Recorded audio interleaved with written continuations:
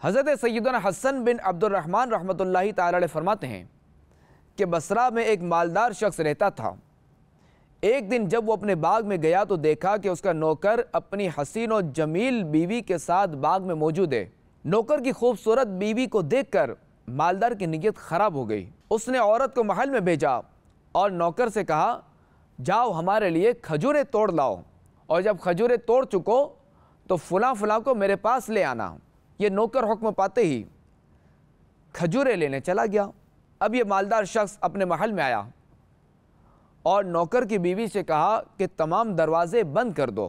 اس عورت نے تمام دروازے بند کر دیے تو مالدار نے کہا، کیا تمام دروازے بند کر دیے؟ تو سمجھدار نیک عورت نے کہا، صرف ایک دروازہ بند نہ کر سکی۔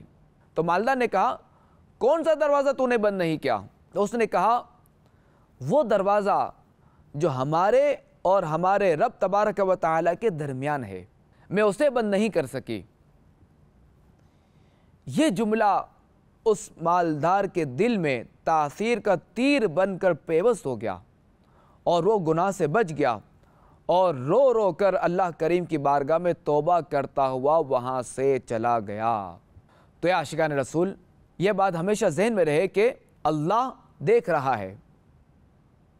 اگر خدا نہ خواستہ کبھی کوئی دل میں خیال ہے، شیطان کوئی وسوسہ ڈالے، گناہ کرنے کا دل میں خیال ہے، جھوٹ بولنے کا جی چاہے، یا کبھی غیبت کر رہے ہوں، یا کبھی کسی کی چغلی کر رہے ہوں، یا کوئی بھی گناہ کر رہے ہوں، یا کسی بھی گناہ کرنے کا جی چاہے، تو اپنے ذہن میں یہ خیال لائیے کہ میرا رب مجھے دیکھ رہا ہے۔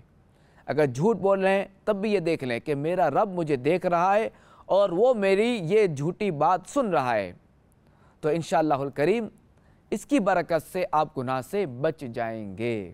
اللہ کریم ہمیں گناہوں سے بچائے اور نیکیاں کرنے والا بنائے۔